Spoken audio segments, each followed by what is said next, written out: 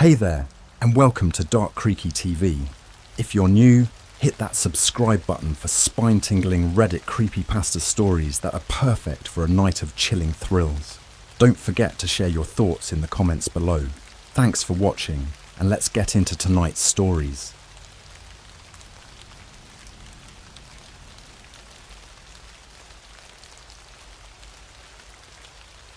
I played hide and seek with the Ouija board. Okay, so before I start, I want to make it clear that I'm not some gullible idiot who believes in ghosts. I've always been the guy who laughs at horror movies and mocks people who talk about paranormal stuff. But something happened last weekend that I can't explain, and it's been haunting me ever since. It all started when my buddy Dave had this bright idea to mess around with a Ouija board. We were just a bunch of bored 20-somethings on a Saturday night, looking for something to do. Dave's grandma had died a few months back and left him a bunch of old stuff, including this Ouija board. It was one of those vintage ones, looked like it was straight out of a horror movie. "Come on, man, it'll be fun," Dave said, grinning like an idiot. "What's the worst that could happen?"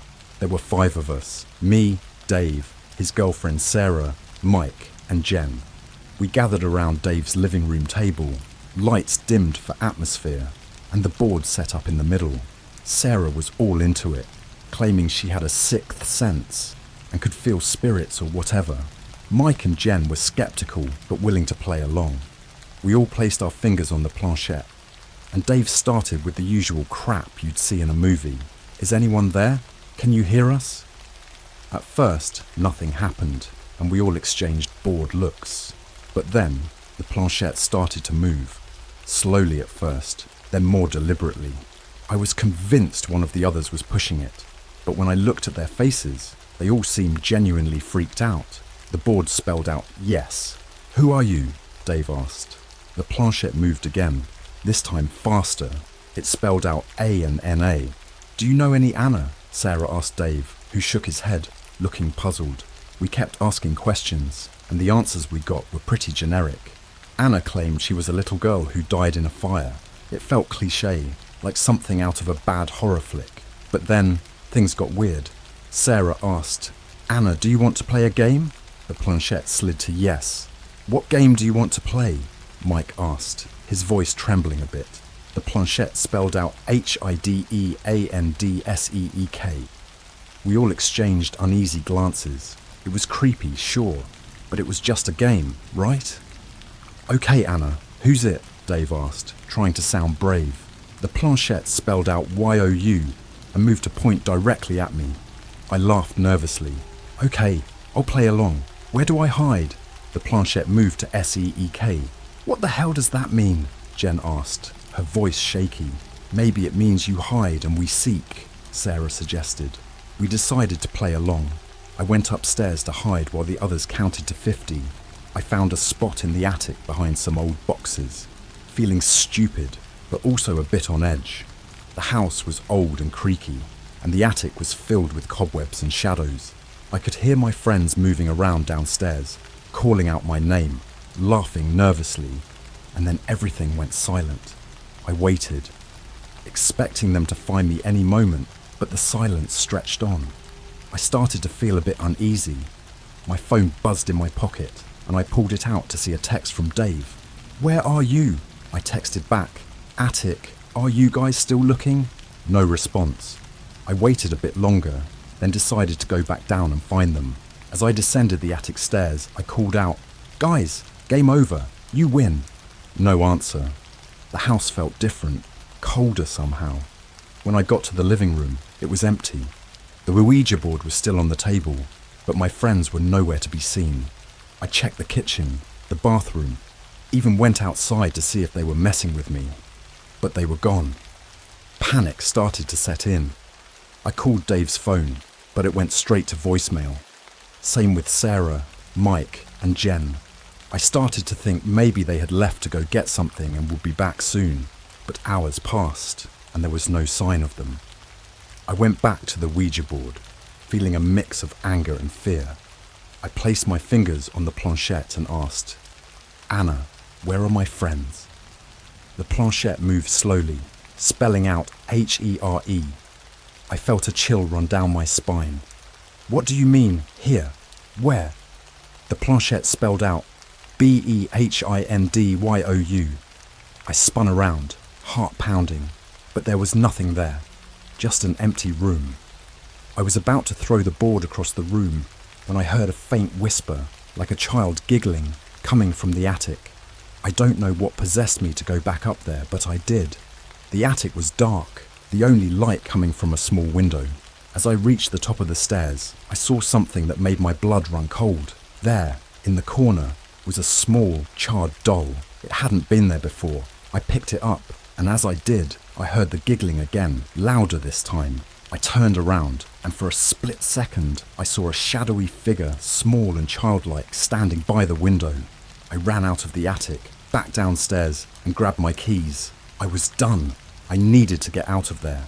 As I reached the front door, I heard it, a voice, clear as day, whispering in my ear, "Found you." I bolted out of the house and drove home, heart racing, mind spinning. I tried calling my friends again, but no luck. That night I barely slept, every little noise making me jump. The next day, I went back to Dave's house with the police, but they found nothing. No sign of Dave, Sarah, Mike, or Jen. It was like they had vanished into thin air. The Ouija board was gone too. It's been a week, and I haven't heard from any of them. I don't know what happened that night, and I don't know where they are.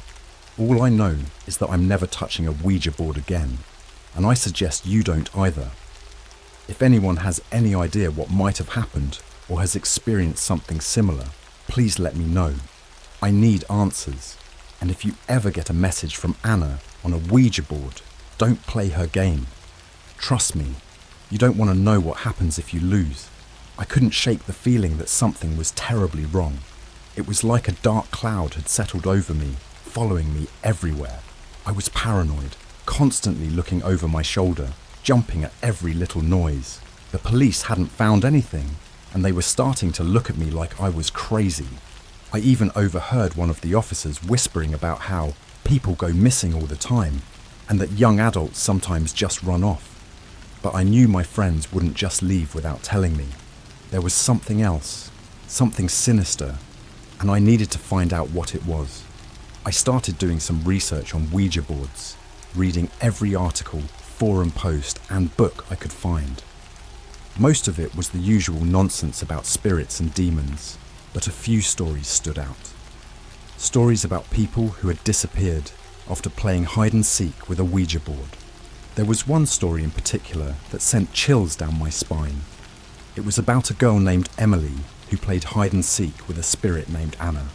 After the game, Emily disappeared without a trace, and her friends were found dead, their bodies mangled and twisted in unnatural Western. The house they were in was later burned to the ground, and the only thing that survived the fire was the Ouija board. I tried to push the thought out of my mind, but it kept creeping back in.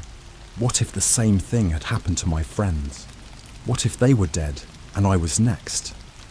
I decided to go back to Dave's house one more time, see if I could find anything the police had missed. I didn't want to go alone, but I didn't have a choice. No one believed me, and my friends were gone. When I got to the house, it felt even more ominous than before. The air was thick with an unnatural stillness, and the house seemed darker, as if it was absorbing all the light. I walked through each room, calling out their names, but there was no response. I made my way back up to the attic, my heart pounding in my chest. The attic was exactly how I had left it, except for one thing. The charred doll was gone. In its place was a note, written in what looked like blood. It read, "Play again?" I felt a wave of nausea wash over me. This was no prank. Something evil was toying with me. I took a deep breath and tried to think rationally. If this Anna wanted to play, maybe I could use that to my advantage. I grabbed a flashlight from the closet and started to explore the house more thoroughly, looking for any hidden compartments or secret rooms. In the basement, I found an old chest covered in dust. It looked like it hadn't been touched in years. I opened it, and inside was a collection of old photographs and letters. They were all addressed to a woman named Margaret. and they talked about her daughter, Anna, who had died in a fire when she was 8 years old. The last letter was the most disturbing. It was from Margaret to Anna, written after the girl's death. It said, "My dearest Anna, I miss you so much. The board told me you were lonely, and I promised I'd find you some friends to play with. I know it's not the same, but I hope it helps." I felt a chill run down my spine. Margaret had used the Ouija board to communicate with her dead daughter, and now Anna was using it to find new playmates. I needed to get out of there, but as I turned to leave, the door slammed shut behind me. The lights flickered, and the temperature dropped. I could see my breath in the air, and a sense of dread washed over me. I heard footsteps behind me, slow and deliberate, like someone was taking their time, enjoying the fear they were causing. I turned around, and there she was, a little girl in a charred dress, her face twisted in a grotesque smile. "Do you want to play?" she whispered, her voice echoing in the small space. I backed away, but there was nowhere to go. She took a step closer, and the room seemed to close in around me. I could feel the walls pressing in, the air getting thicker, harder to breathe. My flashlight flickered and died, leaving me in complete darkness. I could hear her giggling, the sound coming from all around me, disorienting and terrifying.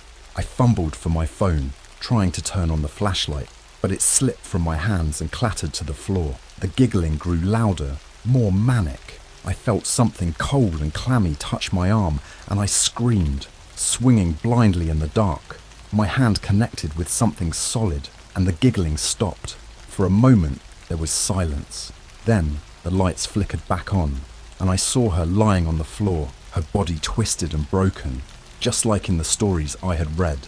But before I could react, she vanished, leaving nothing but a dark stain on the floor where she had been. I didn't wait to see what would happen next. I ran out of the house, not stopping until I was safely in my car. I drove home in a daze, my mind racing. What the hell had I gotten myself into? How was I supposed to stop something like that? That night, I didn't sleep. Every time I closed my eyes, I saw her face, that twisted smile, those lifeless eyes. I knew I couldn't face this alone. I needed help, but who could I turn to? The police thought I was crazy, and my friends were gone. There was only one person who might understand. Someone who had dealt with the paranormal before. My old college professor, Dr. Miller, had written several books on the subject, and he had always been open to hearing about strange experiences. I decided to give him a call, hoping he could offer some guidance. When he answered, I could hear the surprise in his voice. We hadn't spoken in years, but he agreed to meet me the next day. I told him everything, from the Ouija board to the disappearing friends to the ghostly girl in the attic. He listened patiently, and when I was done, he said something that made my blood run cold. "I believe you," he said, "and I think I know how to help. But you need to understand, this won't be easy. Spirits like Anna are dangerous and they don't let go easily. Are you sure you're ready for this?" I nodded, feeling a mix of fear and determination. I didn't have a choice. I had to find my friends, and I had to stop Anna before she found someone else to play with. Dr. Miller and I agreed to meet at a coffee shop near campus. When I arrived, he was already there, nursing a cup of black coffee and flipping through a thick, worn-out book. He looked up and gave me a nod, his expression serious. "Let's get straight to it," he said as I sat down. "You said the spirit's name is Anna, correct?" I nodded. "She said she wanted to play hide and seek. My friends disappeared, and now she's haunting me." Dr. Miller sighed and leaned back in his chair. "I've come across cases like this before, but they're rare. Spirits like Anna are often tied to traumatic events and have a strong attachment to the physical world. They're not just restless, they're vengeful." He slid the book across the table towards me. It was filled with accounts of hauntings, exorcisms, and rituals to banish spirits. "We need to find out what exactly binds Anna to this world and break that connection.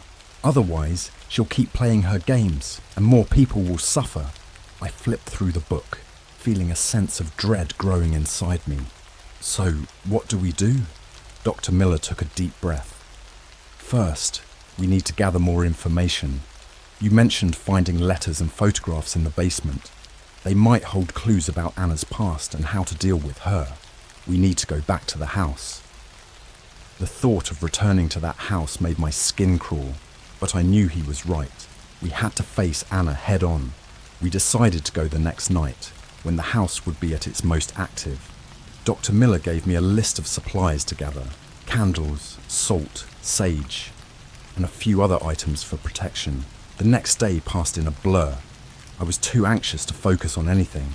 When night fell, I drove to Dave's house, my heart pounding in my chest. Dr. Miller was already there, waiting outside with a duffel bag full of supplies. "Ready?" he asked, his voice steady. I nodded, trying to hide my fear. We entered the house together, the air thick with tension. It felt colder than before, and the shadows seemed to move on their own. Dr. Miller lit a few candles and set them around the room, creating a circle of light. "We need to make our way to the basement," he said, his voice barely above a whisper. "Stay close, and don't break the circle of salt." We slowly descended the creaky stairs to the basement, every step echoing in the stillness. The basement felt even more oppressive than before, the air heavy with a sense of foreboding. The chest was still there, just as I had left it. Dr. Miller began chanting softly, spreading salt in a circle around us. The atmosphere seemed to shift, growing even colder. I opened the chest again and pulled out the letters and photographs. Dr. Miller examined them closely, his brow furrowed in concentration. "Margaret was clearly obsessed with her daughter," he said, holding up one of the letters. "She believed she could bring Anna back by offering her new playmates. This is dark magic, fueled by grief and desperation." He handed me a photograph of a young girl with a bright smile, her eyes full of life. "This is Anna. We need to find her grave and perform a cleansing ritual to release her spirit." I shuddered, thinking about the little girl in the attic. "Do you think that'll be enough?" Dr. Miller's expression was grim. "It's our best shot. Spirits like Anna are powerful, but they're also bound by certain rules. If we can break the connection between her and this house, we might be able to set her free." We gathered our supplies and headed back upstairs. As we reached the living room, the temperature dropped even further and the lights flickered. I could feel her presence, a dark, malevolent force watching us. "Stay calm," Dr. Miller said, lighting the sage and waving it around the room. "Anna, we know you're here. We want to help you. Show us where you're buried." For a moment, nothing happened. Then, the planchette from the Ouija board slid across the table, spelling out GARDEN. We exchanged uneasy glances, but headed outside to the overgrown garden behind the house. The moonlight cast eerie shadows on the ground, and the wind whispered through the trees. Dr. Miller began to chant again, and I used a shovel to dig where the planchette had pointed. After a few minutes, I hit something solid. I cleared away the dirt to reveal a small, weathered box. My hands trembled as I opened it, revealing a collection of bones, a charred doll, and a locket with Anna's picture inside. Dr. Miller placed the items in a circle of salt and began the cleansing ritual. The wind picked up, howling around us, and I could feel Anna's anger and desperation. It was like she was right there, trying to stop us. "Anna," Dr. Miller called out, his voice strong. "We release you from this world. Find peace and move on." The ground beneath us trembled, and a cold, piercing scream filled the air. The candles flickered and went out, plunging us into darkness. I felt a hand on my shoulder, icy cold, and I turned to see Anna standing there, her eyes filled with rage and sorrow. "Please," I whispered, tears streaming down my face. "Let us help you." For a moment, her expression softened, and I saw the little girl she once was. Then, with a final, blood-curdling scream, she vanished. The wind died down, and the oppressive atmosphere lifted. It was over. Dr. Miller and I stood there, shaken but relieved. We gathered the items and buried them again, sealing the grave with salt and sage. As we walked back to the house, I felt a sense of closure, but also a deep sadness for Anna and what she had been through.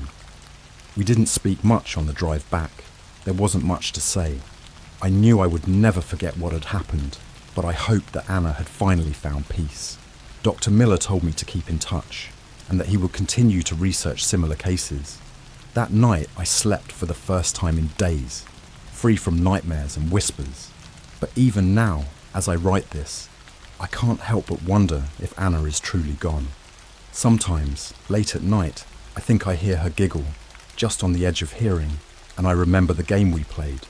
I hope she's finally at rest. I really do. But if you ever come across a Ouija board, remember my story.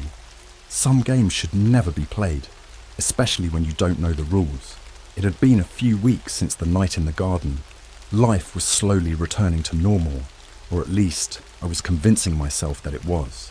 Dr. Miller had assured me that Anna's spirit was at peace, but there was a nagging doubt in the back of my mind. I couldn't shake the feeling that something was still watching me, waiting for the right moment. I threw myself into work, trying to keep my mind occupied, but the nightmares came back. They were worse than before, filled with dark, twisted images of Anna and my missing friends. I would wake up in a cold sweat, convinced I could hear that faint giggle echoing through my apartment. One night, I received a text from an unknown number. It was a picture of the Ouija board, with the planchette pointing to hello. My heart pounded in my chest as I stared at the screen. I tried calling the number, but it went straight to voicemail. Whoever sent the message, they knew what had happened, and they were taunting me. I called Dr. Miller, explaining the situation. He was concerned, but tried to reassure me. It might be someone playing a cruel joke, he said, but we can't take any chances. Meet me at my office tomorrow, and we'll figure this out. The next day, I drove to the university where Dr. Miller worked. His office was tucked away in a quiet corner of the campus, filled with books and artifacts from his years of research. He greeted me with a grim expression, motioning for me to sit down. "I've been doing some more digging," he said, pulling out a folder filled with old documents. "There are more reports of hauntings and disappearances linked to the name Anna than I initially realized. This spirit seems to be particularly malevolent and persistent." He handed me a photograph of a woman who looked eerily familiar. "This is Margaret, Anna's mother," he explained. "She was known in the town as a bit of a recluse, obsessed with the occult. After Anna's death, she became even more withdrawn and was suspected of practicing dark rituals to communicate with her daughter." I shivered, remembering the letters and photographs in the basement. "So what do we do now?" Dr. Miller sighed. "We need to go back to the house and conduct a more thorough investigation. There might be something we missed, something that's keeping Anna's spirit tied to this world. Are you up for it?" I nodded, even though the thought of returning to that house made my skin crawl.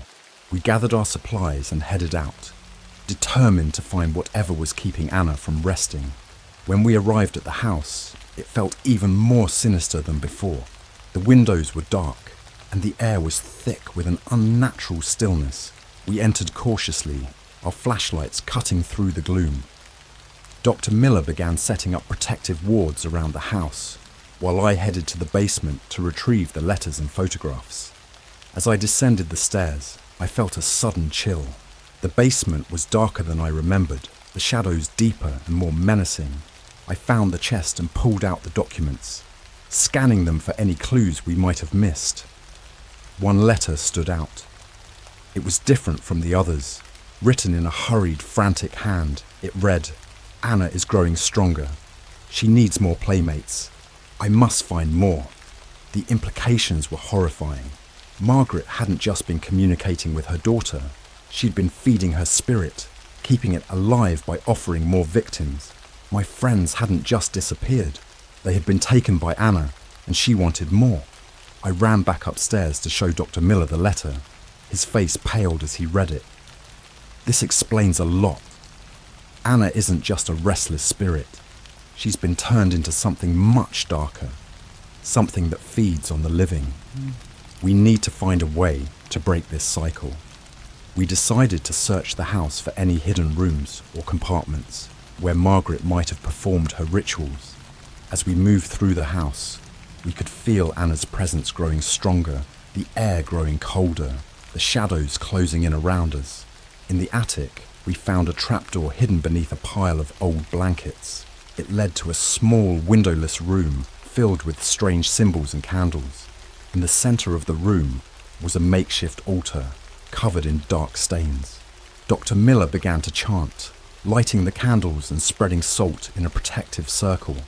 As he worked, I felt a cold breeze brush past me, followed by that all-too-familiar giggle. I turned to see Anna standing in the doorway, her eyes burning with anger and hunger. "You can't stop me," she hissed, her voice echoing in the small space. "I'll always find new friends to play with." Dr. Miller's chanting grew louder, more urgent. He motioned for me to join him in the circle. "We need to destroy the altar," he said. "It's the source of her power." I grabbed a nearby candlestick and began smashing the altar, breaking the symbols and scattering the candles. Anna screamed, a piercing, inhuman sound that made my ears ring. The room shook and I could feel the walls closing in, but I kept going, determined to end this nightmare once and for all. With one final blow, the altar crumbled and the room was plunged into darkness. The screaming stopped, replaced by a deafening silence. I felt a hand on my shoulder and turned to see Dr. Miller, his face pale but determined. "It's over," he said. "We've broken the connection." As we made our way back downstairs, I felt a sense of relief wash over me. The house felt lighter. The oppressive atmosphere lifted. We left quickly, not wanting to spend another moment in that cursed place. Dr. Miller drove me home, and we sat in the car for a moment, both of us trying to process what had happened. "I think we've done it," he said finally. "But be careful. Spirits like Anna don't let go easily." I nodded, exhausted, but hopeful. Maybe now I could finally put this nightmare behind me. But as I entered my apartment and closed the door behind me, I couldn't shake the feeling that something was still watching, waiting. That night, I slept with the lights on, every creak and whisper making my heart race. I knew this wasn't over. Anna might be gone, but the darkness she left behind was still there, lurking in the shadows, waiting for the right moment to strike. I just hoped I would be ready when it did. Days turned into weeks, and life slowly began to resemble some form of normalcy. Dr. Miller kept in touch, checking in on me and offering support, but I could tell he was as haunted by our experience as I was. The nights were still the hardest. Every little noise seemed magnified in the darkness, every shadow a potential threat. One night, I was jolted awake by a loud crash. My heart raced as I grabbed a baseball bat from under my bed and crept towards the noise. The living room was a mess, books and picture frames scattered across the floor. In the centre of the chaos was my old Ouija board, the planchette resting on goodbye. I felt a cold sweat break out on my forehead. I had thrown that board away, buried it in a dumpster miles from my apartment. There was no way it could have found its way back here on its own. Trembling, I picked up my phone and called Dr. Miller. "Hello?" His voice was groggy. It was past midnight. "It's back," I whispered, my voice shaking. "The Ouija board. It's in my living room." There was a pause, then a deep sigh. "Stay where you are. I'm coming over."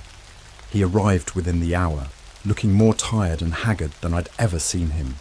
We sat in the kitchen, the Ouija board between us, as I recounted the events of the past few weeks. He listened intently, his expression growing more concerned with each passing minute. "This isn't good," he said finally. "The connection is still there. Anna's spirit hasn't moved on." "Then what do we do?" I asked, desperation creeping into my voice. "We destroyed the altar. We did everything right." Dr. Miller rubbed his temples deep in thought. There must be something we missed, some other anchor tying her to this world. We decided to conduct one last ritual, something more powerful and final. Dr. Miller had read about an ancient cleansing rite that required a personal item belonging to the spirit, combined with powerful symbols of protection. We needed to go back to the house one more time. The thought of returning there made my stomach churn, but I knew we had no choice. We gathered our supplies and headed out, the night feeling darker and more oppressive than ever before. When we arrived at the house, it looked abandoned and desolate. The windows were boarded up, the yard overgrown with weeds. As we stepped inside, the air grew heavy and the familiar chill settled over us. We went straight to the attic, The room where we'd found the hidden trapdoor. As we opened it, a blast of cold air hit us, and I could feel Anna's presence stronger than ever. We descended into the small room, and there, in the centre, was the charred doll we had found before. Dr. Miller began to set up the ritual, lighting candles and drawing protective symbols around us. I held the doll in my hands, feeling a strange connection to it, as if I could sense Anna's pain and anger. "Anna," Dr. Miller called out, his voice steady. "We are here to help you find peace. This world is not your home anymore. You need to let go."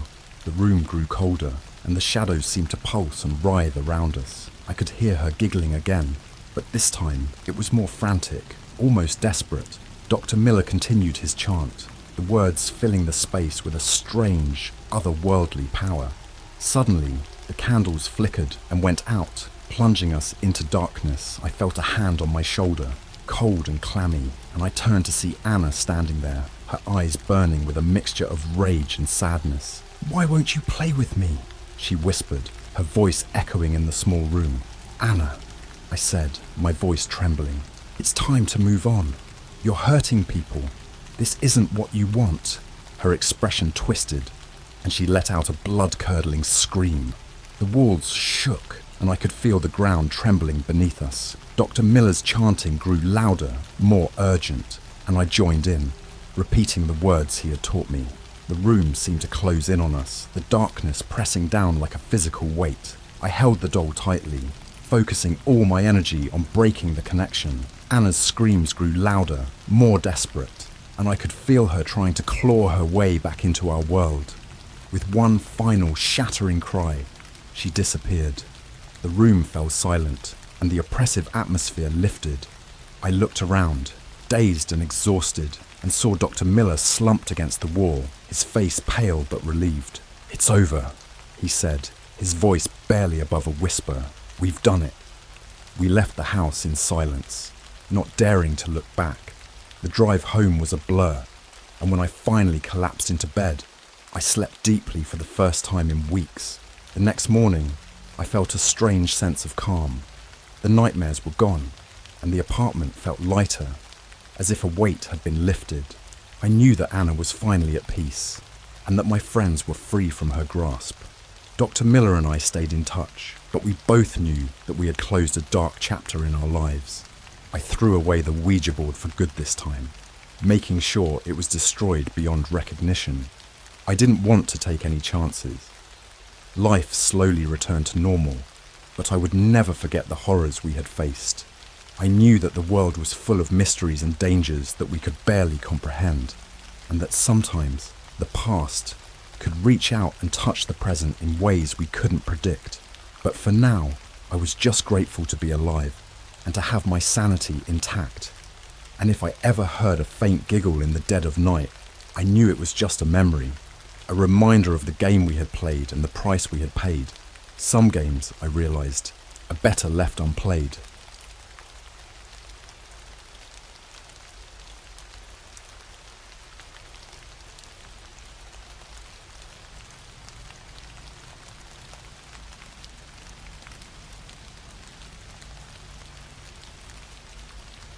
I named my dog after the Ouija board telling me a name. I think he started acting strange. Alright, so here's the deal. I never really believed in the supernatural. Ghosts, spirits, demons, none of that stuff seemed real to me. But something happened recently that has seriously made me question everything I thought I knew. Let me start from the beginning. I live in a small town in the Midwest. Not much happens here, and it's the kind of place where everyone knows everyone else's business.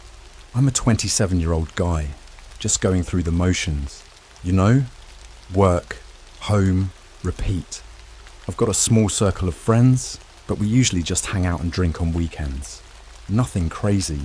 A few months ago, we were having one of our usual get-togethers at my place. It was just me, my buddy Mike, his girlfriend Sarah, and our friend Jake. We were pretty buzzed when Jake pulled out an old Ouija board he said he found at a garage sale.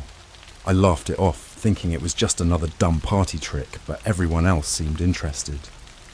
"Come on, man, it'll be fun," Mike said, nudging me.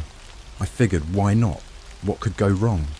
We set the board up in the living room, lit a few candles for effect, and turned off the lights. It was all very cliché, but that was part of the fun. We placed our fingers on the planchette and started asking the usual questions. Nothing happened at first. We were about to give up when the planchette started moving. At first, I thought one of them was messing with me, but the look on their faces said otherwise. We asked the spirit for its name, and it spelled out REX. We laughed, thinking it was a dumb name for a ghost, but then it spelled out DOG. We all thought it was weird, but Sarah laughed and suggested I name my new puppy Rex. Yeah, I got a dog a few weeks before this. He was a little mixed breed I found at the shelter. I hadn't picked a name yet, so I figured, why not? Rex it is. The next few weeks were normal. Rex was a good dog, playful, friendly, all the things you'd want in a pet. But then, weird things started happening. It began with small stuff, like finding him staring at corners of the room or barking at nothing. I chalked it up to him just being a dog, but things escalated quickly. One night, I woke up to the sound of Rex growling, not the playful growl he usually made when we played tug of war, but a low, menacing growl that sent chills down my spine. I turned on the light and saw him standing at the foot of my bed, his eyes locked on the dark corner of my room. His hackles were raised, and his teeth were bared. "Rex, what is it, boy?" I whispered, but he didn't even glance at me. I grabbed my phone and shined the flashlight into the corner. There was nothing there. Rex eventually calmed down, but I didn't sleep much that night. Over the next few days, things got worse. Rex would wake me up at odd hours, always staring at that same corner. He started refusing to go into certain rooms, especially the basement. I tried taking him down there once, but he yelped and bolted up the stairs. It was like he was terrified of something down there. I decided to check out the basement myself.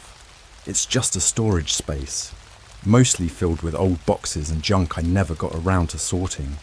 I didn't find anything unusual, but the air down there felt heavy, like it was hard to breathe. I shrugged it off and went back upstairs, but Rex wouldn't come near me for the rest of the day. Then came the night that changed everything. I was lying in bed, trying to fall asleep, when I heard a scratching noise. It was faint at first, but it grew louder and more insistent. I realized it was coming from the basement door. Rex was on my bed, whining softly. I grabbed my phone and went to check it out.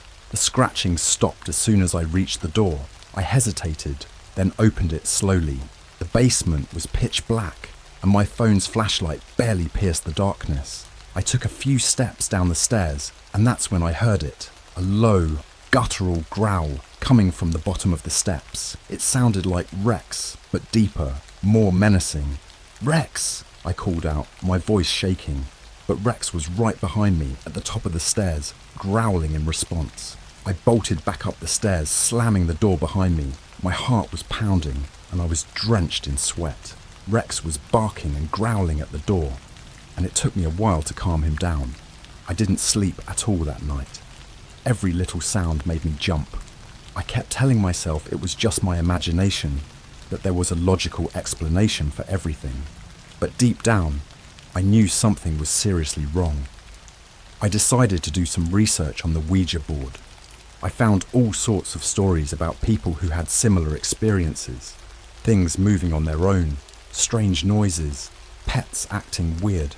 Some of the stories were downright terrifying. I read about people who claimed they had unleashed something evil into their homes, and it scared the hell out of me. I started to wonder if naming Rex after what the board said was a mistake. What if I had somehow invited something into my home? Something that was now using my dog to communicate, or worse, to manifest itself. I reached out to a few paranormal forums asking for advice. Most people told me to get rid of the Ouija board and to have my house blessed. Some even suggested getting rid of Rex, but I couldn't do that. He was just a dog, and it wasn't his fault. One user, though, sent me a private message. They claimed to be a paranormal investigator and offered to help me. Desperate, I agreed to meet them. We arranged for them to come over the following weekend. That week felt like an eternity. The scratching and growling at night got worse. and Rex's behaviour became more erratic. He would growl and snap at things that weren't there, and he stopped eating. I took him to the vet, but they couldn't find anything physically wrong with him. By the time the weekend arrived, I was a nervous wreck. The investigator, a middle-aged woman named Karen, showed up with a bunch of equipment. She seemed professional and took my story seriously, which was a relief. We started with a walkthrough of the house. Karen had a device that measured electromagnetic fields, and it went crazy near the basement door. She took out a digital recorder and started asking questions, trying to communicate with whatever was there. I watched as she played back the recording. At first, there was nothing but static. Then, a voice, faint but clear enough to send shivers down my spine, said one word: Rex. Karen looked at me, her face pale. "We need to do a cleansing," she said. "Whatever this is, it's attached to your dog." We set up a cleansing ritual in the living room. Candles, sage, the whole 9 yards. Karen started chanting, and I felt a cold breeze sweep through the room. Rex was growling and pacing, clearly agitated. Then the temperature dropped. I could see my breath, and the candles flickered wildly. Rex started barking at the basement door, which slowly creaked open.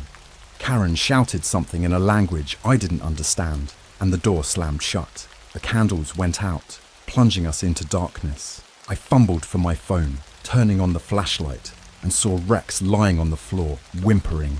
Karen was breathing heavily, clearly shaken. "I think we've made contact," she said, "but it's not over yet." I looked at Rex, his eyes wide with fear. I knew we were in for a long, terrifying night, and this was just the beginning. The rest of that night felt like it lasted forever. After the ritual, Karen sat down with me to explain what she thought was going on. She said she believed something had attached itself to Rex when we used the Ouija board, something dark and malevolent. She suggested I keep a close eye on him and call her if anything else happened. I thanked her and paid her for her time, though I didn't feel much safer. After she left, Rex seemed to calm down a bit, but he still wouldn't go near the basement door. I was exhausted, but there was no way I was sleeping, so I decided to stay up and watch some TV, hoping to distract myself. Around 3 a.m, I started to doze off. That's when I heard the footsteps. They were faint at first, like someone walking slowly upstairs. I muted the TV and listened, my heart pounding in my chest. The footsteps grew louder, more deliberate, and seemed to be coming from the hallway outside my bedroom. I grabbed a baseball bat I kept by the couch and stood up, trying to steady my shaking hands. Rex was sitting next to me, ears perked up and growling softly. I moved slowly toward the hallway, the bat raised, ready to swing at whoever or whatever was in my house. As I stepped into the hallway, the footsteps stopped. I stood there, holding my breath, listening. The silence was deafening. I checked the bedrooms and the bathroom, but there was no one there. Just as I was about to head back to the living room, I heard a loud crash from the basement. Rex bolted to the basement door, barking furiously. I hesitated, then stilled myself and opened the door. The basement was pitch black, but I could see the faint outline of something moving down there. I flipped the light switch, but nothing happened. The bulb had blown out, leaving me in darkness. I turned on my phone's flashlight and slowly descended the stairs. Rex stayed at the top, barking and whining, but refusing to come down with me.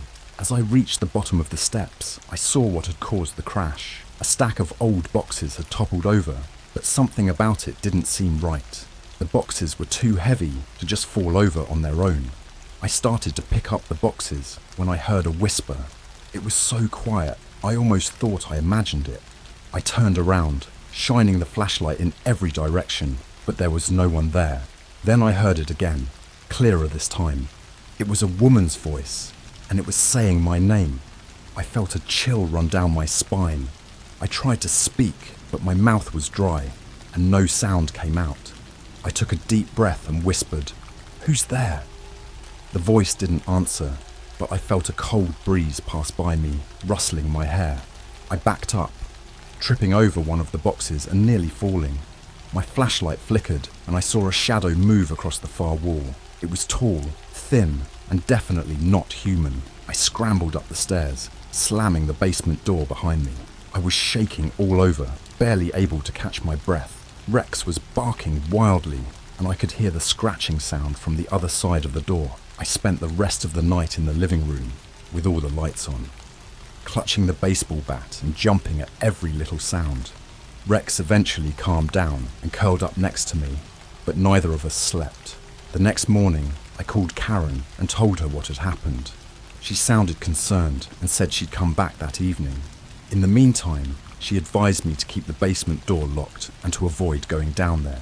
I tried to go about my day as normally as possible, but I was on edge the whole time. Every creak of the house, every gust of wind outside made me jump. I couldn't shake the feeling that something was watching me, waiting for the right moment to strike. Karen arrived just before sunset. She brought more equipment this time, including a motion-activated camera and some kind of sensor that detected changes in temperature. She set everything up around the basement door and explained that we were going to try and capture whatever was in the house on film. We sat in the living room, watching the camera feed on her laptop. For a while, nothing happened. Then, around midnight, the temperature sensor started beeping. The camera showed a faint mist forming near the basement door. It moved slowly, almost like it was searching for something. Karen started recording, asking questions again. "Who are you? What do you want?" The mist didn't respond, but the temperature kept dropping. Suddenly, the mist seemed to condense into a more solid form. It looked like a person, but distorted, like a figure seen through frosted glass. Karen whispered to me, "Stay quiet and still, don't provoke it." The figure moved closer to the camera, and I felt a wave of dread wash over me. It reached out a hand, and the camera feed cut to static. The temperature sensor went crazy, and I could hear Rex growling from the other room. Karen grabbed her equipment and stood up. "We need to go, now." I didn't argue. We packed everything up as quickly as we could and left the house. We drove to a nearby diner, and Karen explained what she thought was happening. "I think whatever this is, it's feeding off your fear. The more scared you are, the stronger it gets," she said, sipping her coffee. "We need to find a way to weaken it, to force it out."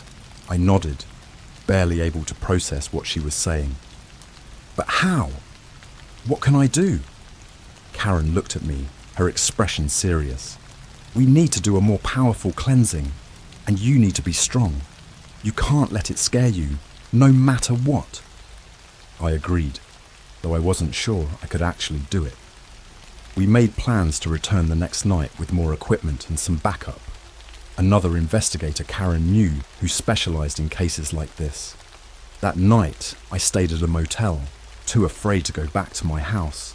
I tried to sleep, but every time I closed my eyes, I saw that shadowy figure. I heard the whispers, felt the cold breeze. It was like it had followed me, haunting my every thought.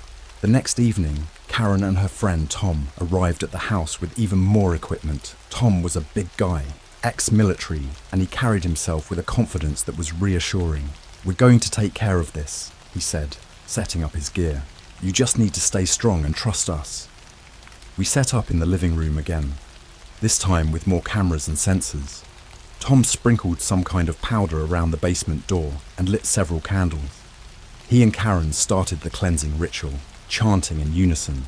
The atmosphere in the room grew tense. The air felt thick and oppressive, and the temperature dropped rapidly. Rex was pacing back and forth, growling softly. Then, the basement door slowly creaked open. The candles flickered, and I saw the mist forming again. This time, it seemed angrier, more aggressive. Tom shouted something in Latin, and the mist recoiled. The candles flared up, and I felt a pressure in my chest, like something was squeezing the life out of me. I struggled to breathe, clutching at my shirt. Karen grabbed my hand and squeezed it tightly. "Stay with us. Don't give in." I nodded, trying to focus on her voice. The mist swirled around the room, and I heard the whispers again, louder, more insistent. They were saying my name over and over, like a chant. Tom continued shouting, and the mist started to dissipate. The pressure in my chest eased, and I could breathe again. The temperature slowly returned to normal, and the whispers faded away. When it was over, I collapsed onto the couch, exhausted. Tom and Karen looked equally drained but relieved. "I think we did it," Tom said, wiping sweat from his forehead. "But you need to stay vigilant. It might try to come back," Karen nodded. "Keep the house cleansed regularly, and don't let your guard down." I thanked them both, feeling a mix of relief and lingering fear. I knew this wasn't over, not completely, but for now, the house felt safe again. As they packed up to leave, I noticed Rex sitting by the basement door, wagging his tail. He seemed calm, almost happy, like his old self. I hoped that meant we had truly gotten rid of whatever was haunting us. But deep down, I couldn't shake the feeling that this was just a temporary reprieve, that whatever was out there, in the darkness, was just waiting for the right moment to return. And I knew when it did, I'd have to be ready. The next few weeks were quiet. Rex was back to his old self, playful and energetic. I kept the house cleansed regularly, following Karen and Tom's advice. For a while, I let myself believe that everything was back to normal, but that feeling didn't last long. It started subtly, almost unnoticeable at first. Little things, like finding doors open that I was sure I'd closed, or lights flickering, even though I'd changed the bulbs. Rex began to act strange again, staring at the basement door, his tail tucked between his legs. One night, I was watching TV when I heard a faint tapping sound coming from the basement. I froze, the hair on the back of my neck standing up. Rex started growling softly, his eyes fixed on the door. I tried to ignore it, telling myself it was just my imagination, but the tapping grew louder and more insistent. I grabbed the baseball bat and approached the basement door. My heart was pounding so hard I thought it might burst out of my chest. I pressed my ear against the door, listening. The tapping stopped, replaced by a low, guttural growl that sent chills down my spine. I backed away, deciding it was best to call Karen and Tom again. But before I could reach my phone, the basement door flew open with a loud bang. A cold wind rushed out, extinguishing the lights and plunging the house into darkness. I fumbled for my phone, turning on the flashlight. The beam of light barely cut through the darkness, but I could see Rex standing at the top of the basement stairs, his body rigid, growling ferociously. "Rex, come here, boy," I called, but he didn't move. He just kept growling, his eyes fixed on something I couldn't see. I took a step towards the stairs, and that's when I felt it. A hand, cold and clammy, grabbing my ankle. I screamed and kicked out, but there was nothing there. The grip vanished, leaving me trembling and gasping for breath. I managed to grab my phone and call Karen. She answered on the second ring, her voice groggy. "Hello? Karen, it's back," I whispered, trying to keep my voice steady. "You need to come over. Now." She didn't ask any questions. "I'll be there in 20 minutes. Stay in a well-lit area and keep Rex close." I nodded, even though she couldn't see me, and hung up. I sat on the couch, every light in the living room turned on, clutching the baseball bat with one hand and Rex's collar with the other. I listened to the sounds of the house, every creak and groan amplified by my fear. Karen arrived sooner than I expected, bursting through the front door with Tom right behind her. They looked serious, more prepared than the last time. Tom carried a large duffel bag filled with equipment, and Karen had a determined look on her face. "Show us where it started," Tom said, his voice steady and commanding. I led them to the basement door, which was still wide open. The cold wind had stopped, but the air was thick with a heavy, oppressive feeling. Karen set up her equipment, placing candles and sprinkling the same powder Tom had used before. "We need to seal this door," she said, her voice tense. "Whatever's down there, we need to trap it." Tom nodded and began chanting, holding a strange-looking amulet in one hand. Karen lit the candles and joined in, their voices blending in an eerie harmony. I stood back, holding Rex close, praying this would work. As they chanted, the air grew colder, and the oppressive feeling intensified. The basement door started to shake, rattling on its hinges. A loud, inhuman scream echoed from below, making my blood run cold. Rex barked furiously, pulling at his collar. Then, the door slammed shut with a deafening bang. The candles flickered and went out, leaving us in darkness. I heard Karen and Tom's breathing, heavy and laboured, and the soft whine of Rex at my feet. "It's done," Karen said finally, her voice shaking. "We've sealed it. But this isn't over." I felt a mix of relief and dread. "What do you mean?" Tom sighed, packing up at his equipment. "We've trapped it for now, but it's strong. Stronger than we thought. It's feeding off the energy in this house, off of you and Rex." Karen nodded. "You need to be careful. It will try to break free. Keep the house cleansed and don't let your guard down." I thanked them both, though I felt far from safe. They promised to check in regularly and left, leaving me and Rex alone once more. The next few nights were relatively calm. I kept the house well lit, burned sage, and followed Karen's instructions to the letter, but I couldn't shake the feeling of being watched, a constant presence lurking just out of sight. One night, I woke up to the sound of Rex whimpering. He was sitting by the basement door, scratching at it lightly. I got up and approached him, my heart racing. As I reached out to touch him, he turned and looked at me, his eyes filled with fear. That's when I heard it, a soft whisper, coming from the other side of the door. It was my name, repeated over and over in a chilling, sing-song voice. I froze, every muscle in my body tensed with terror. "Who's there?" I managed to choke out, my voice barely a whisper. The whispering stopped, replaced by a low, guttural growl. I backed away, pulling Rex with me, and locked myself in my bedroom. I called Karen, but she didn't answer. I felt utterly alone, trapped in a house with something I couldn't understand. The growling continued, growing louder and more insistent. I could hear scratching at the basement door, like something trying to claw its way out. I huddled on my bed with Rex, my mind racing with fear and confusion. Then, the growling stopped. The silence was even more terrifying. I waited, every second feeling like an eternity. Finally, I heard footsteps, slow, deliberate, coming up the stairs. I grabbed the baseball bat and stood by the door, my heart pounding. The footsteps stopped outside my bedroom, and I heard a soft whisper, so close it felt like it was right in my ear. "Let me in!" I screamed and swung the bat, hitting nothing but air. The door flew open, and I saw a shadowy figure standing there, tall and menacing. Its eyes glowed with a malevolent light, and its mouth twisted into a cruel smile. "Let me in," it repeated, its voice echoing in my mind. I backed away, clutching Rex to my chest. The figure stepped forward, reaching out a hand. I swung the bat again, and this time it connected, passing through the figure with no effect. The figure laughed, a cold, mirthless sound. "You can't stop me," it said, its voice filled with malice. "I'm part of you now." I stumbled back, falling onto the bed. The figure advanced, its eyes burning into mine. I felt a cold hand close around my throat, squeezing the life out of me.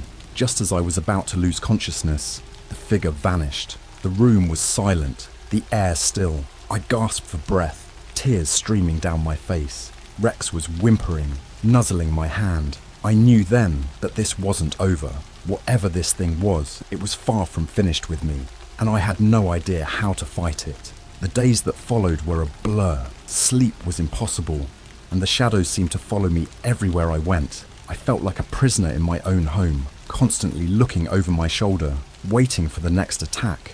Rex was my only comfort, but even he seemed on edge, always alert and tense. Karen and Tom visited regularly, checking the house and reinforcing the wards they had placed, but I could tell they were worried. Each visit seemed to bring more bad news, an increase in paranormal activity, signs that whatever was haunting me was growing stronger.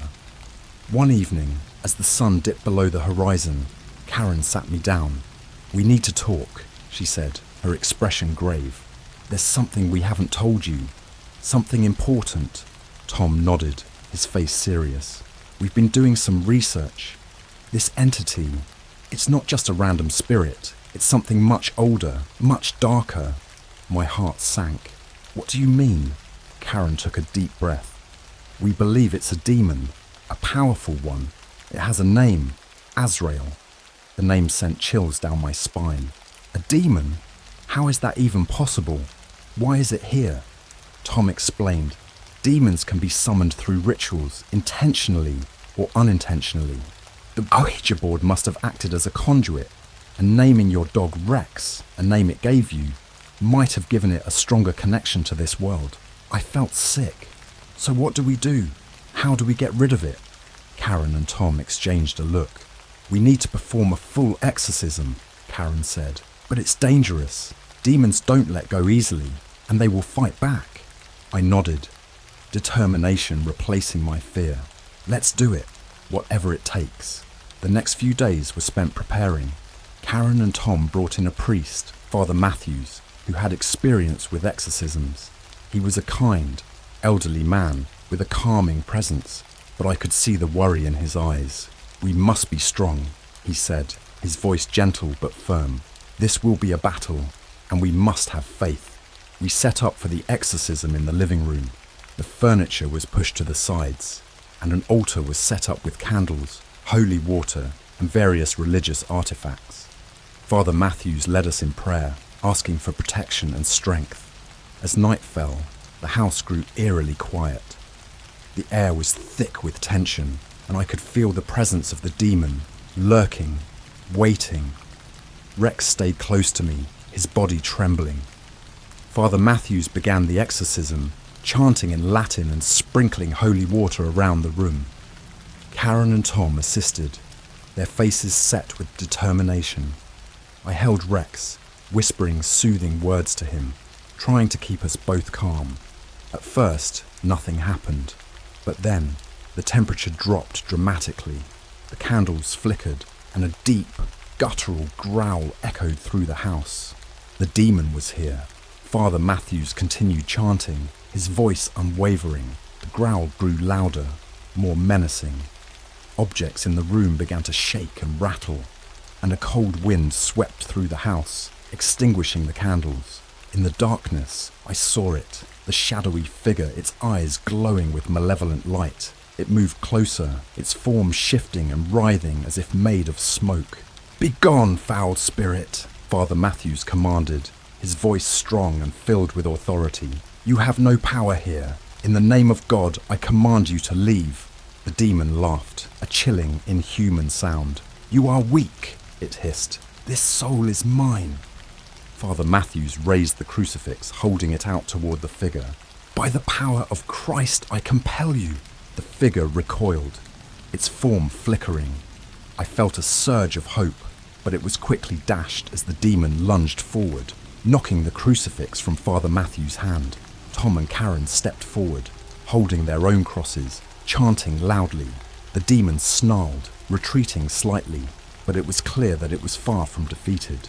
Suddenly, Rex barked a sharp, fierce sound. He leaped from my arms, standing between me and the demon, his fur bristling. The demon turned its glowing eyes on him, and for a moment they seemed to lock in a silent battle of wills. "Rex, no!" I cried, reaching out for him, but he stood his ground, growling fiercely. Father Matthews retrieved the crucifix and began chanting again, louder this time, his voice filled with renewed strength. Karen and Tom joined in, their voices rising in unison. The air grew charged with energy, and the demon's form began to waver. It let out a furious roar, lashing out at Rex, but he dodged, snapping at the air. With one final earth-shaking roar, the demon's form exploded into a cloud of smoke. The room was filled with a blinding light and then silence. I blinked, trying to clear my vision. The candles had reignited, casting a warm, comforting glow. Rex was lying on the floor, panting but unharmed. Father Matthews, Karen, and Tom looked exhausted but triumphant. "It's over," Father Matthews said, his voice filled with relief. "The demon is gone." I felt a wave of emotion wash over me. Relief, gratitude, and overwhelming exhaustion. I collapsed onto the couch, pulling Rex into my lap and hugging him tightly. Karen and Tom helped Father Matthews pack up the equipment, and we all sat down, taking a moment to catch our breath. "You were brave," Karen said, giving me a small smile. "Both of you." I nodded, too drained to speak. I knew we had won a great battle, but the war was not over. The house was quiet. The air felt lighter, but I couldn't shake the feeling that something still lingered, watching, waiting. As the night wore on, I made a promise to myself and to Rex. No matter what happened, we would face it together. We had survived this nightmare and we would be ready for whatever came next.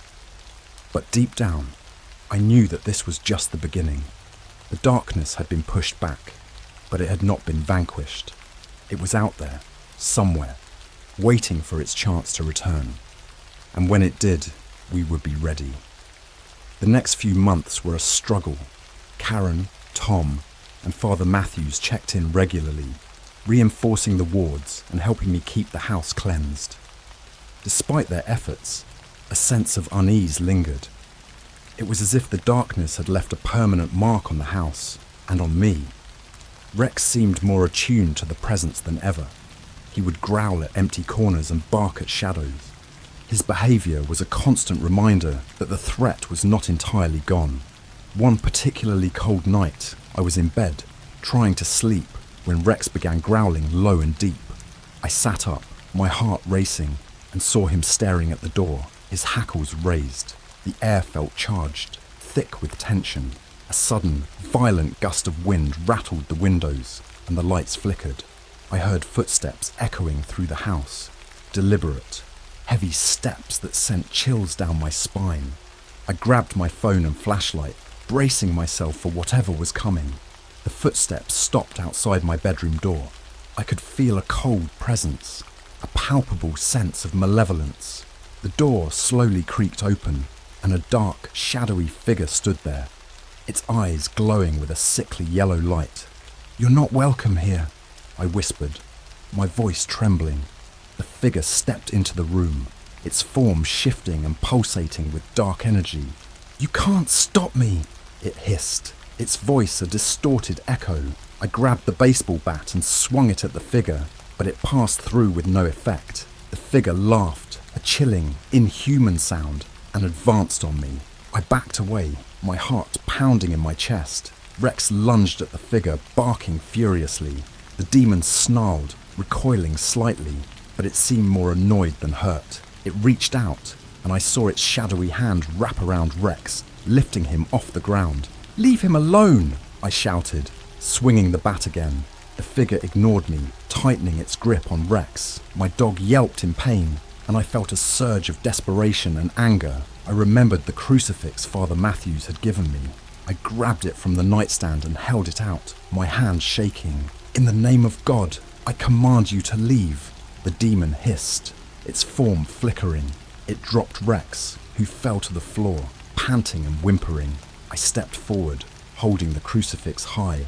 "You have no power here. Leave us!" The figure snarled, its eyes burning with rage. It lunged at me, but I stood my ground, thrusting the crucifix toward it. There was a blinding flash of light, and the demon screamed, its form disintegrating into smoke. I collapsed to the floor, clutching Rex to my chest.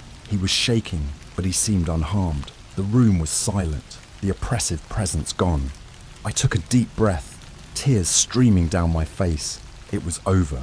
The next day, Karen, Tom, and Father Matthews came over to reinforce the wards and ensure the house was cleansed thoroughly. They brought more equipment and performed another ritual, sealing every possible entry point for the demon. "We think it's finally gone," Karen said, her voice weary but hopeful. "But you need to stay vigilant, keep the house protected, and don't let your guard down." I nodded, feeling a mix of relief and lingering fear. The house felt different, lighter, more peaceful, but I knew I could never be completely free from the memories of what had happened. As time passed, Rex and I slowly settled back into our routine. The house remained quiet, and the sense of dread that had once permeated every corner gradually faded. But I couldn't shake the feeling that we were being watched, that the darkness was still out there, waiting for an opportunity to return. One night, as I was sitting in the living room, I heard a faint whisper. It was so quiet, I almost thought I imagined it. I looked around, my heart racing, but the house was silent. Rex lay at my feet, calm and relaxed. I decided to ignore it, chalking it up to my imagination. But deep down, I knew better. The darkness had been pushed back, but it was not gone. It was patient, biding its time, waiting for the right moment to strike. I made a promise to myself and to Rex that night. No matter what happened, we would be ready. We had faced the darkness before and survived, and we would do it again, together. The house remained our home, a place of both fear and resilience. The scars left by the demon would never fully heal, but they served as a reminder of our strength and determination. We had faced the unthinkable and emerged stronger for it. And so we lived on, ever vigilant, ever prepared. The darkness was out there, but so were we, and we would never let it win.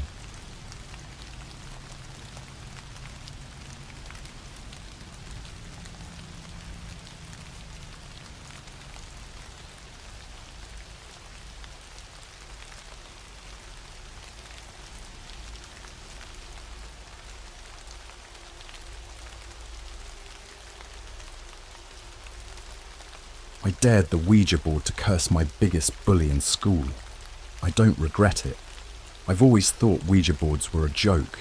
You know, a bunch of superstitious crap meant to scare kids and sell horror movies.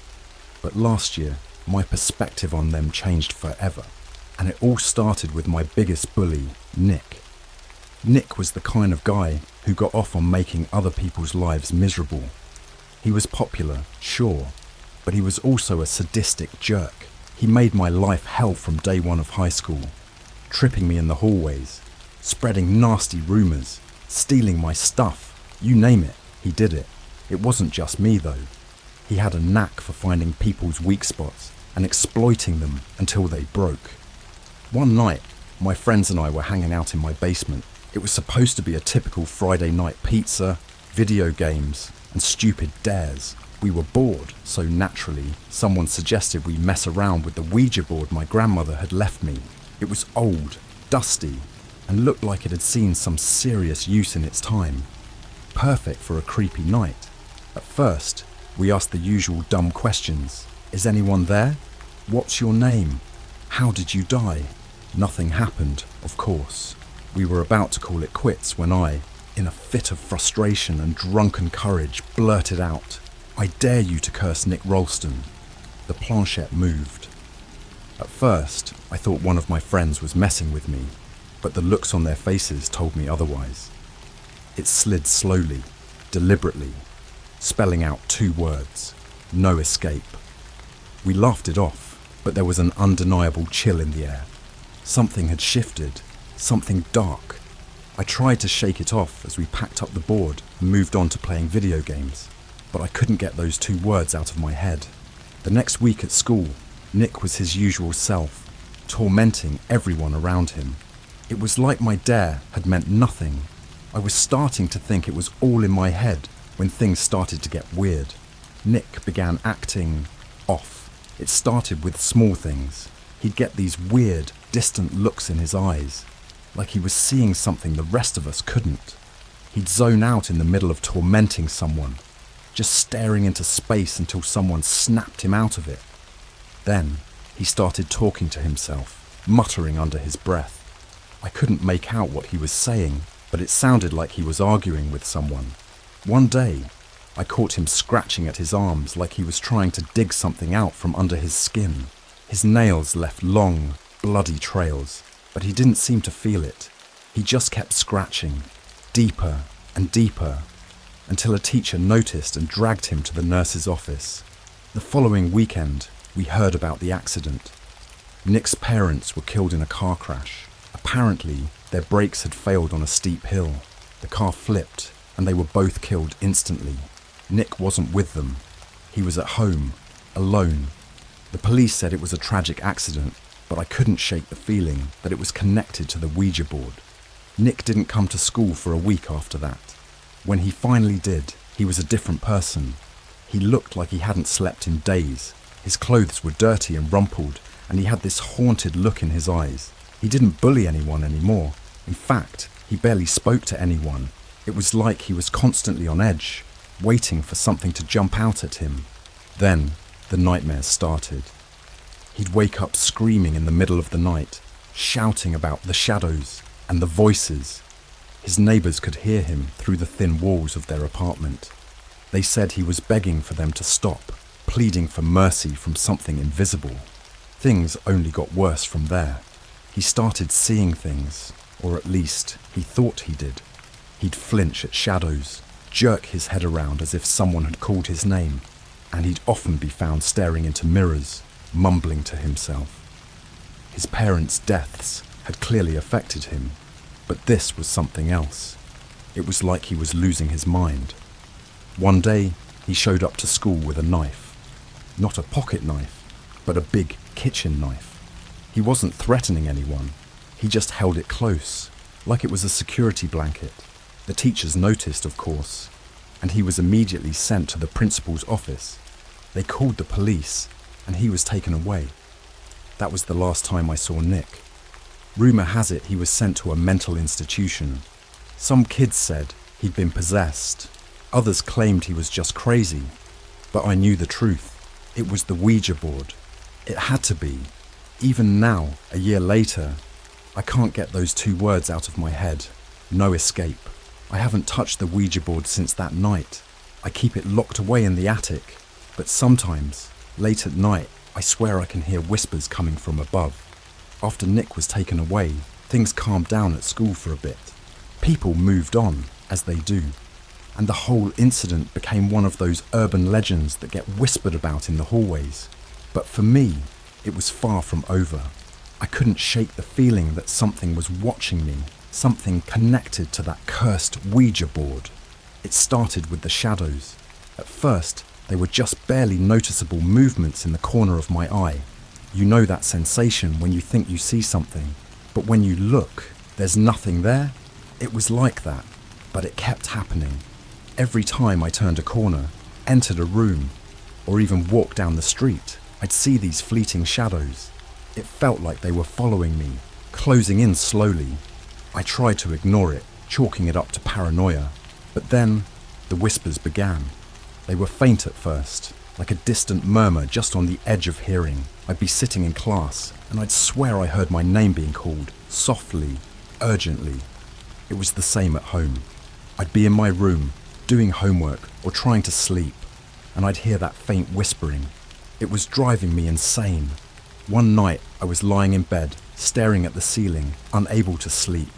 The room was silent except for the ticking of the clock. I was just about to drift off when I heard it, a clear, distinct whisper right by my ear. No escape. I bolted upright, heart pounding, and looked around the room. There was no one there. I was alone, but the whisper lingered in the air, making my skin crawl. I decided I couldn't take it anymore. I had to get rid of the Ouija board. The next day, I went up to the attic and grabbed it. It felt heavier than I remembered, and the air around it was cold, unnaturally so. I stuffed it into a garbage bag, took it outside, and threw it into the trash bin. For a moment, I felt a sense of relief, like a weight had been lifted off my shoulders. But that night, the shadows returned with a vengeance. They weren't just fleeting movements anymore. They had form, substance. I could see them creeping along the walls, long, spindly figures that seemed to be made of pure darkness. They didn't have faces, but I could feel their eyes on me, watching, waiting. The whispers grew louder, more insistent. They weren't just calling my name now. They were telling me things, horrible things. They told me about Nick, about how he was suffering, trapped in his own mind, tormented by the same shadows that were haunting me.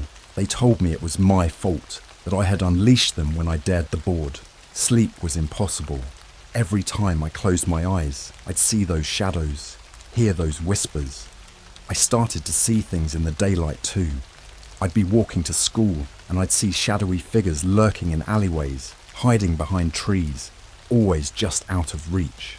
My friends noticed I was jumpy, on edge. I tried to explain, but they just thought I was losing it, like Nick. One night, as I lay in bed, exhausted and terrified, I felt a weight on my chest. It was hard to breathe. like something was pressing down on me. I opened my eyes and saw a shadow figure standing over me, its form shifting and writhing. It leaned in close, and I could feel its cold breath on my face. "No escape," it whispered. I couldn't move, couldn't scream. I was paralyzed with fear. The shadow reached out with a long, bony finger and touched my forehead. A wave of pain shot through my head, and suddenly I was somewhere else. I was in a dark, cold room, the air thick with the smell of decay. I could hear Nick screaming in the distance, begging for help. I tried to move towards the sound, but the shadows held me back, their grip icy and unrelenting. I struggled, but it was no use. The whispers filled my head, a cacophony of voices telling me to give in, to surrender, and then, just as suddenly, I was back in my bed. The weight was gone, and I could breathe again. I lay there trembling, drenched in sweat. I knew then that there was no escaping this. The shadows were a part of me now, and they weren't going to let me go. I tried to tell my parents, but they didn't believe me.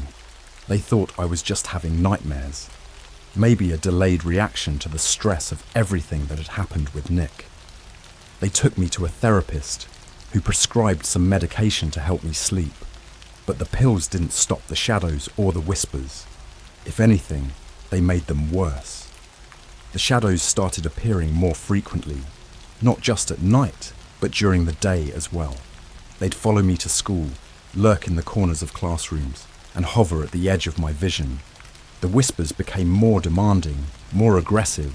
They wanted something from me, but I didn't know what. One evening, as I was walking home from school, I saw a shadow figure standing under a street lamp. It was different from the others, more solid, more real.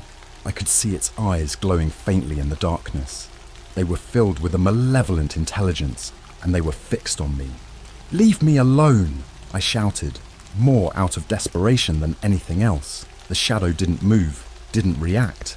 It just stood there, watching. I ran the rest of the way home, not daring to look back. That night, the shadow appeared in my room again. It stood at the foot of my bed, its eyes burning into me. "No escape," it whispered, its voice echoing in my mind. I felt a cold hand on my leg, pulling me down into the darkness. I woke up screaming, my heart racing. The shadows were gone, but the fear remained.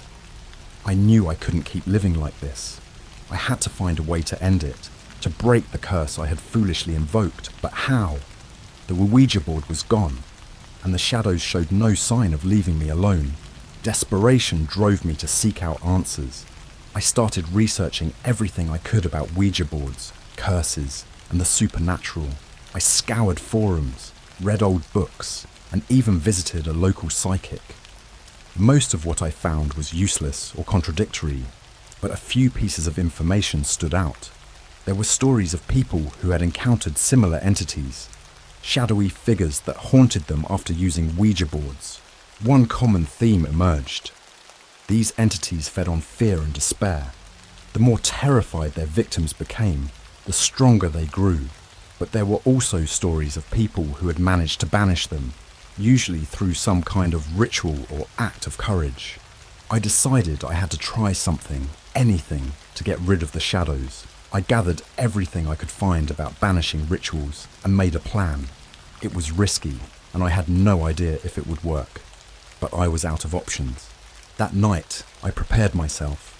I lit candles, drew protective symbols around my room, and recited the incantations I had found. The air grew colder, and the shadows began to gather, more numerous and menacing than ever before.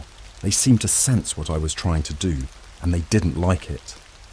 As I finished the ritual, the shadows closed in, their whispering voices rising to a deafening crescendo. I stood my ground, focusing on the words, willing them to work. For a moment, it seemed like nothing was happening. The shadows loomed over me, their eyes burning with rage. Then, slowly, they began to retreat. The whispers faded, and the coldness in the air dissipated. The shadows dissolved into the darkness, leaving me alone in my room, shaking but unharmed. I collapsed onto my bed, exhausted but relieved.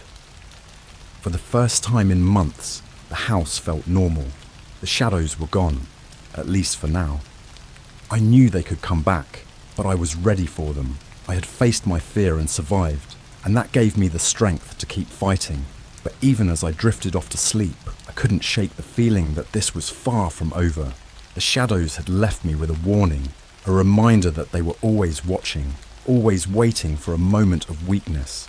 And in the silence of the night, I could still hear a faint whisper, no escape. For a while, I thought I had won. The shadows were gone, and I could finally sleep without the constant fear of waking up to those haunting whispers. Life started to feel normal again, or as normal as it could be after everything that had happened. But normalcy was just an illusion, a brief respite before the darkness returned. It began subtly. I started noticing things out of place in my room. A book moved from the shelf, clothes I hadn't worn in weeks appearing on the floor, and my window slightly ajar when I was sure I had closed it. I tried to brush it off as my imagination or simple forgetfulness, but deep down, I knew something was wrong. One night, I woke up with a start. My room was pitch black, the kind of darkness that feels almost tangible. As my eyes adjusted, I saw a figure standing by the window. It was a silhouette, darker than the shadows around it, completely still. My heart pounded in my chest as I reached for the lamp, fumbling in the darkness. When the light finally flickered on, the figure was gone, but the window was wide open, letting in the cold night air. The next day, I installed a lock on my window. It made me feel a bit safer, but the sense of unease lingered. I started carrying a flashlight and a small knife with me everywhere I went. Paranoia crept into my mind, and I found myself constantly looking over my shoulder, expecting to see that dark figure lurking in the corners. Things escalated quickly after that. I began hearing noises at night, footsteps creaking on the wooden floor, soft whispers that seemed to come from the walls themselves. I would lie in bed, clutching my flashlight and knife, too terrified to move. The whispers were different now, more coherent. They weren't just calling my name. They were taunting me, mocking my attempts to escape them. One night, as I was lying in bed, I heard a soft scratching sound coming from the closet. My heart raced as I slowly turned my head towards the noise. The door was slightly ajar, and I could see movement inside. I grabbed my flashlight and knife, took a deep breath, and swung the door open. The closet was empty, just clothes and boxes piled up as usual. But the scratching continued, coming from the back, behind the piles of junk.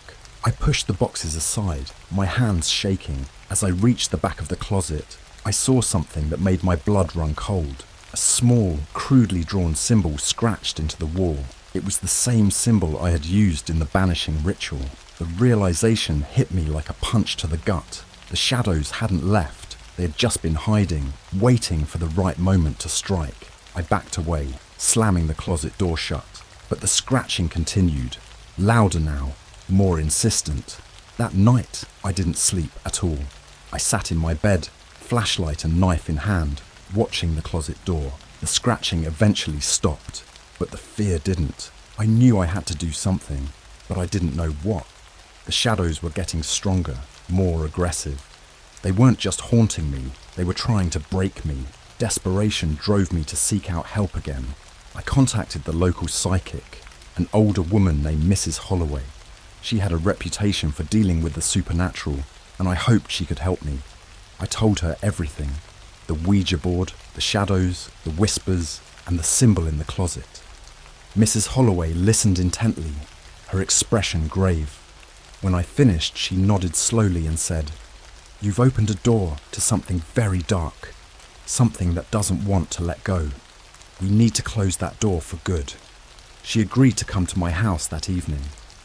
When she arrived, she brought with her a bag of supplies, candles, herbs, and a large, ancient-looking book. She explained that we were going to perform a cleansing ritual, something much stronger than the one I had tried on my own. We started in my room. Mrs. Holloway lit the candles and placed them in a circle around me. She burned the herbs, filling the room with a pungent, acrid smell. As she chanted in a language I didn't understand, I felt a strange pressure in the air, like something was pushing against the walls, trying to get in. The The room grew colder, and the shadows began to gather at the edges of the candlelight. They writhed and twisted, their whispers growing louder, more frantic. Mrs. Holloway's chants grew more intense, her voice rising above the cacophony of the whispers. The shadows recoiled, but they didn't disappear. They seemed to be waiting, biding their time. Finally, Mrs. Holloway stopped chanting. She looked exhausted, beads of sweat forming on her forehead. "It's not enough," she said, her voice trembling. "They're too strong.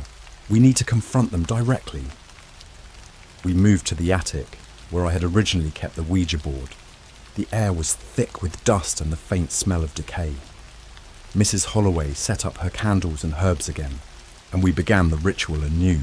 The shadows were waiting for us, lurking in the corners, watching with their cold, empty eyes. As Mrs. Holloway chanted, I felt a sudden, intense pressure in my head. The whispers grew louder, almost deafening. I clutched my head, trying to block them out, but it was no use. The shadows surged forward, breaking through the circle of candlelight, and enveloped us in darkness. I couldn't see anything, but I could feel their presence, cold and malevolent, pressing in on me from all sides.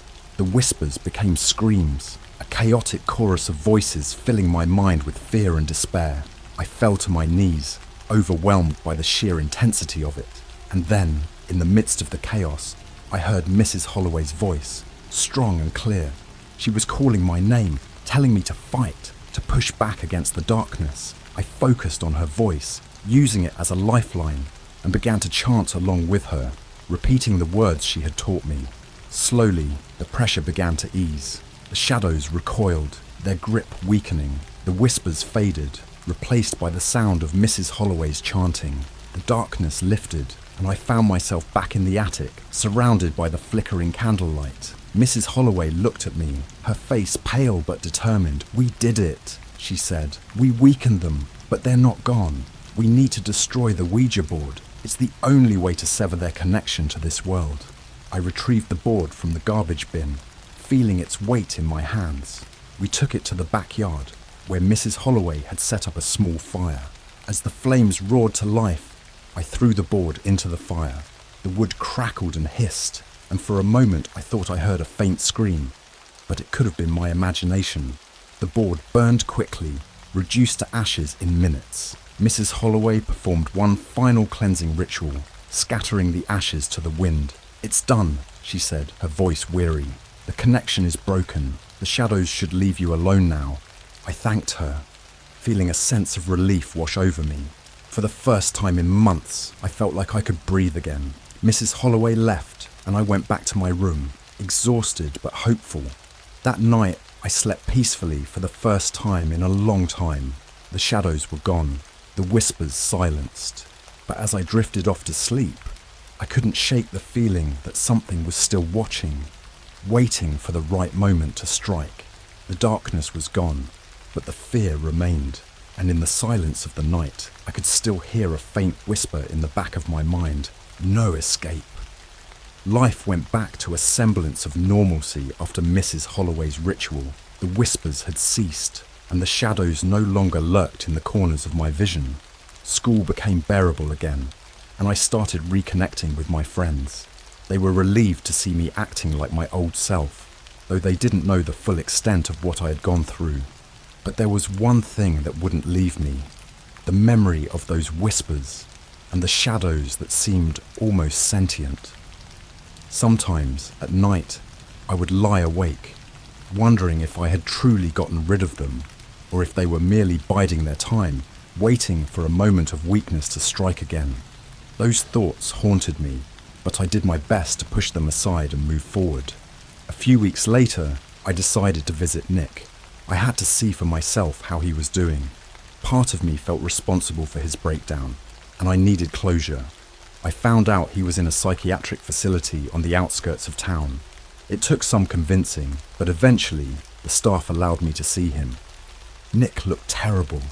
He was gaunt, with dark circles under his eyes, and his once vibrant hair was now limp and lifeless. He sat in the corner of his room, rocking back and forth, mumbling to himself. When he saw me, his eyes widened with a mixture of fear and recognition. You did this," he whispered, his voice trembling. "You brought them." I felt a pang of guilt. "Nick, I'm sorry. I didn't know what would happen. I never meant for any of this." He shook his head, his expression twisted with anger and fear. "They're still here. They're with me all the time, watching, waiting." A chill ran down my spine. "But I destroyed the board. The connection should be broken." Nick laughed, a harsh, bitter sound. "You think burning that board did anything? They're not bound by wood and fire. They're bound to us, to our fear, our guilt." I wanted to deny it, to tell him he was wrong, but deep down, I knew he was right. The shadows had fed on my fear, and they had found a way into our lives through it. Destroying the Ouija board had only removed the physical conduit, but the darkness had already taken root in our minds. I left the facility feeling more hopeless than ever. The shadows weren't gone. They were just hiding, waiting for the right moment to return. And Nick was their prisoner. His mind was a battleground, and he was losing. That night, I couldn't sleep. Every noise, every creak of the house felt like a prelude to the shadows' return. I lay in bed, staring at the ceiling, waiting for the inevitable. And then it happened. A cold breeze swept through my room. Despite the windows being shut, the air grew heavy, pressing down on my chest. I felt that familiar weight again, pinning me to the bed. The darkness gathered in the corners, coalescing into the shadowy figures I had come to dread. This time, they didn't hold back. They surged forward, surrounding my bed, their whispers filling my head with a cacophony of voices. "You can't escape us," they hissed. "We are part of you." I tried to scream, but no sound came out. I could feel their cold fingers wrapping around my arms, pulling me down into the darkness. Panic set in as I struggled against their grip, but it was like fighting against smoke. The more I resisted, the tighter their hold became. Just when I thought I would be consumed by the darkness, I remembered Mrs. Holloway's words. The shadows fed on fear and despair. If I could fight back, not with physical strength but with willpower, I might stand a chance. I forced myself to calm down, to push aside the fear that threatened to overwhelm me. I closed my eyes and focused on a single thought: hope. I pictured myself breaking free, standing tall against the shadows. I imagined a light within me, growing brighter and stronger, pushing back the darkness. At first, it seemed futile. The shadows laughed, their whispers mocking my efforts. But gradually, I felt their grip loosen. The light inside me grew, filling the room with a warm, golden glow. The shadows recoiled, their forms dissolving into the darkness. I opened my eyes to find the room empty, the coldness gone. The shadows had retreated, but I knew they were still there, lurking in the recesses of my mind. But now I had a weapon against them, my own inner strength. The next day, I visited Mrs. Holloway again. I told her what had happened, and she nodded knowingly. "The shadows are a part of you now," she said. "But you have the power to keep them at bay. You must remain strong. Hold on to your hope and courage. They can only harm you if you let them." I took her words to heart.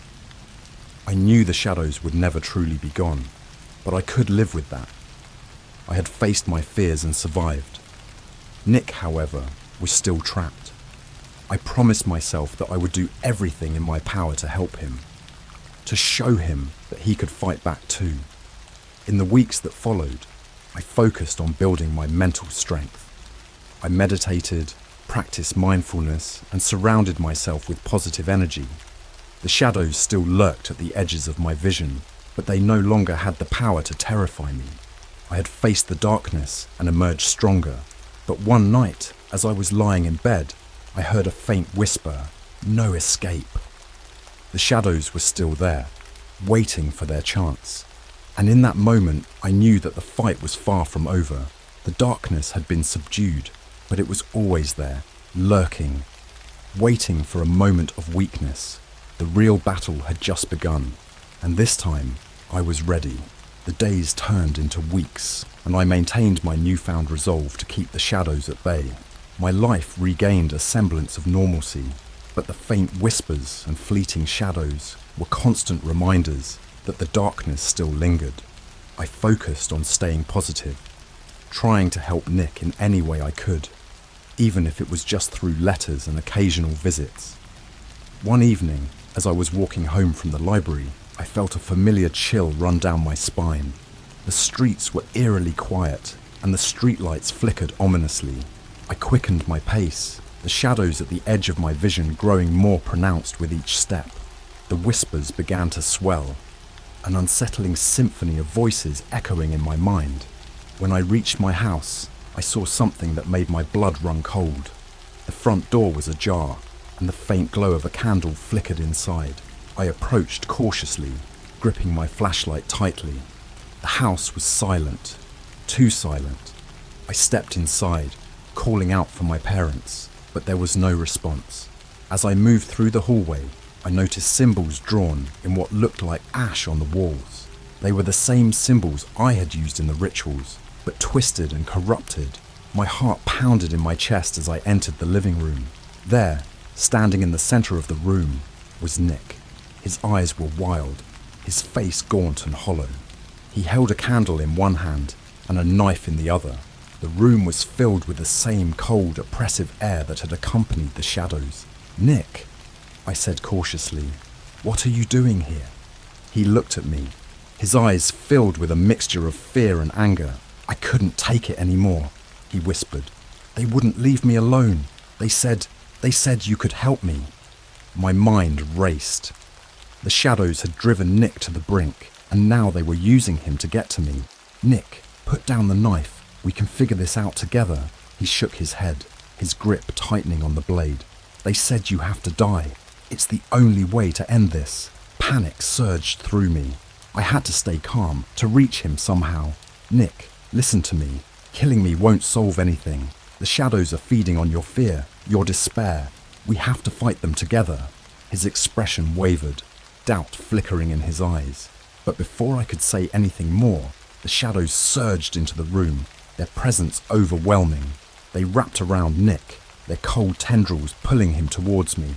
"No!" I shouted, rushing forward. I grabbed the candle from his hand and threw it to the floor, breaking the circle of symbols. The shadows recoiled, their grip on Nick loosening. He dropped the knife, collapsing to the ground in tears. "I can't do this anymore," he sobbed. "I just want it to end." I knelt beside him, my heart breaking for the friend who had tormented me. "Nick, we're going to end this, together. You're not alone." We gathered the remaining candles and herbs from Mrs. Holloway's last visit. I set them up in the living room, creating a protective circle around us. As I lit the candles, I could feel the shadows gathering, watching, waiting for their moment. Nick and I sat in the circle, holding hands. "Focus on the light," I told him, "on the hope, the courage. We can push them back together." He nodded, his grip tight on my hand. We began to chant the words Mrs. Holloway had taught me, our voices growing stronger with each repetition. The shadows swirled around us, their whispers rising to a deafening roar.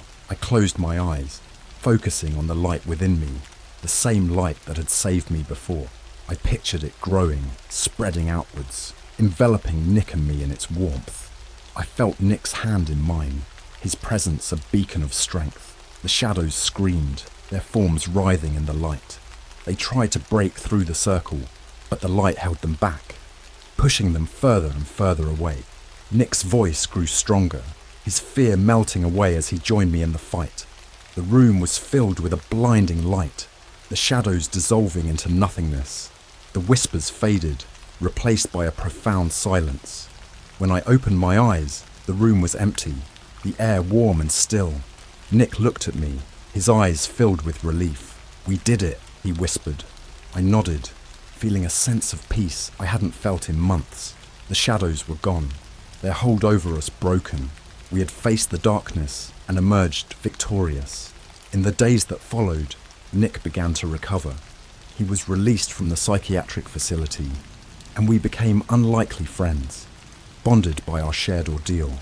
The whispers and shadows no longer haunted us, but the memory of them remained, a reminder of the darkness we had conquered. Life returned to normal, But I knew we would never be the same. We had faced our deepest fears and survived, and that experience had changed us forever. The shadows were gone, but the light we had found within ourselves would always guide us, no matter what darkness lay ahead.